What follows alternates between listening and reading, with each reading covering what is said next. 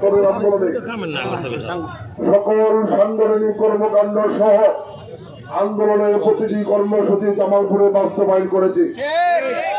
এই কর্মসূচি বাস্তবায়ন করতে গিয়ে আমাদের অসংখ্য নেতাকর্মী হামলা, মামলা, জেল, জুলুম, নানা রকম নির্যাতনের শিকার হয়েছে।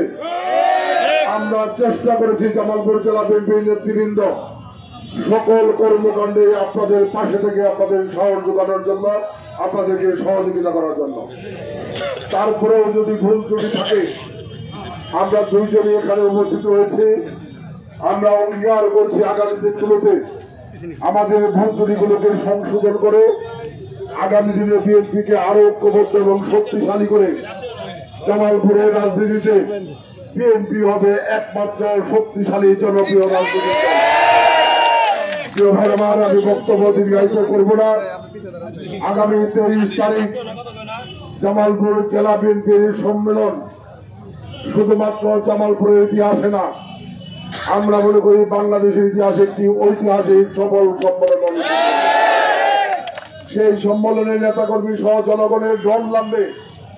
আমাদের ভারপ্রাপ্ত চেয়ারম্যান মহোদয় জনাব তারেক রহমান সহ জাতীয় নেতৃবৃন্দ সেই সম্মেলনে যোগদান করবেন। সেই সম্মেলনকে সামনে রেখে জামালপুরের বিএনপি আরো বেশি ঐক্যবদ্ধ, সাংগঠনিকভাবে শক্তিশালী, উজ্জীবিত হবে এবং আগামী 23 তারিখ জামালপুর একটি উৎসবের নগরীতে পরিণত হবে। সেই সম্মেলনের মধ্য দিয়ে জামালপুরের বিএনপি আগামী দিনে আরো সঠিক, সৎ, স্বচ্ছ, সাহসী পথে চলবে বলে আমরা মনে পারি, বিশ্বাস করি। আমরা আপনাদের সকলের সহযোগিতা কামনা করছি। যদি আবার আমরা সভাপতি, সাধারণ সম্পাদক হিসেবে দায়িত্ব পাই, আমরা সকলকে নিয়ে ঐক্যবদ্ধভাবে জামালপুরের বিএনপিকে আগামী দিনে জামালপুরবাসীর কাঙ্ক্ষিত দল হিসেবে সঠিক পথে পরিচালনা করবে। আপনাদের সকলের সহযোগিতা কামনা করে আমি আমার বক্তব্য শেষ করছি। সবাই ভালো থাকবেন, সুস্থ থাকবেন। আল্লাহ আমাদের সকলের সহায় হোক। সকলকে ধন্যবাদ। আসসালামু আলাইকুম।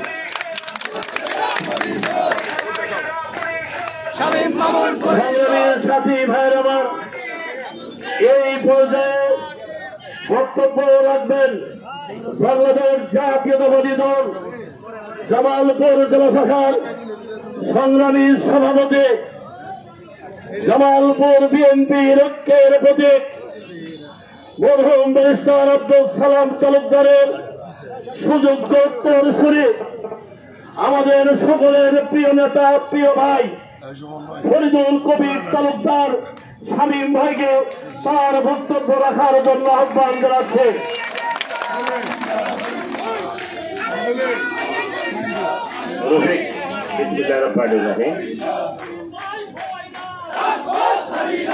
আপনারা এখানে শুনলেন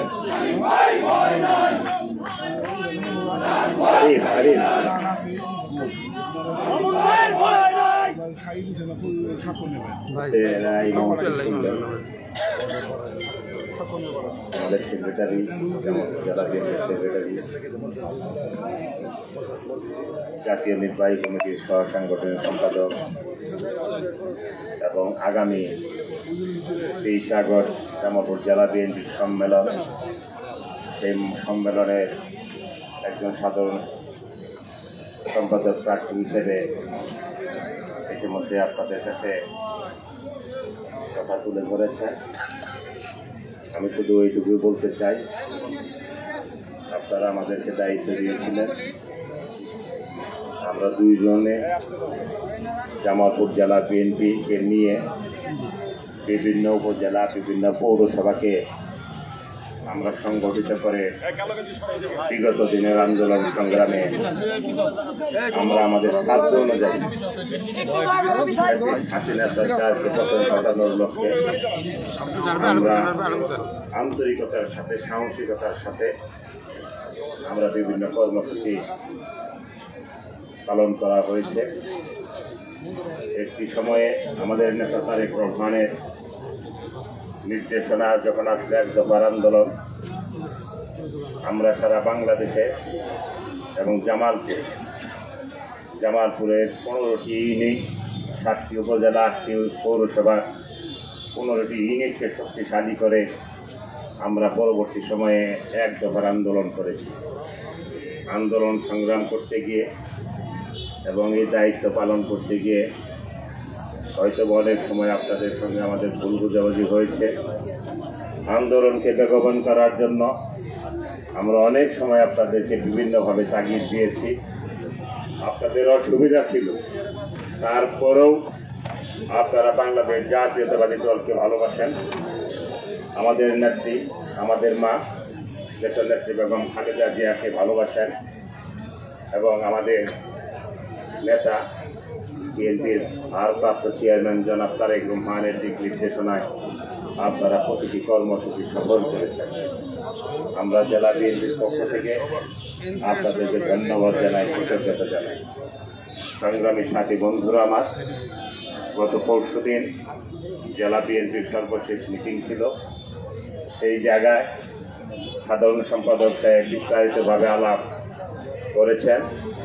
আলাপের এক পর্যায়ে জেলা বিএনপির যারা নেতৃবৃন্দ আছেন, বিভিন্ন উপজেলার যারা আছেন, যারা পৌরসভার আছেন, তারা আমাদেরকে সিদ্ধান্ত দিয়েছেন, মতামত দিয়েছেন যে পুনরায় আমি মোহাম্মদ ফরিদুল কবির তালুকদার শামীম সভাপতি পদপ্রার্থী এবং সাধারণ সম্পাদক পদে আপনাদের সকলেরই পরিচিত এবং সাহসী নেতা, যার নেতৃত্বে বিগত দিনে এই জামালপুরের 15টি ইউনিট শত অসুবিধা, ফ্যাসিস্ট সরকারের শত নির্যাতনের পরেও যিনি এই 15টি ইউনিটকে ছায়া দিয়ে ফ্যাসিস্ট বিরোধী আন্দোলনকে বেগবান করেছে, উনি সাধারণ সম্পাদক হিসেবে অ্যাডভোকেট শাহওয়ারেস আলী মামুনকে প্রার্থী করা হয়েছে।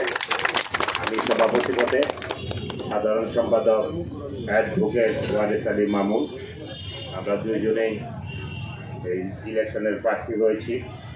আরও কে কে হবেন হয়তো বা জানি না।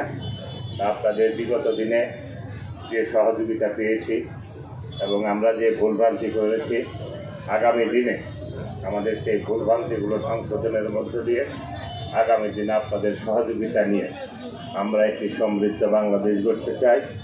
আমাদের নেতা জনাব তারেক রহমান সাহেব যে 31 দফা দিয়েছেন, 31 দফার ভিত্তিতে আগামী দিনে যদি দেশের মানুষ এবং আল্লাহর রহমতে দেশ পরিচালনার দায়িত্বে পায়, আমরা আন্তরিকতা, নিষ্ঠা এবং সততার সাথে আমরা আমাদের দায়িত্ব পালনে অঙ্গীকারবদ্ধ।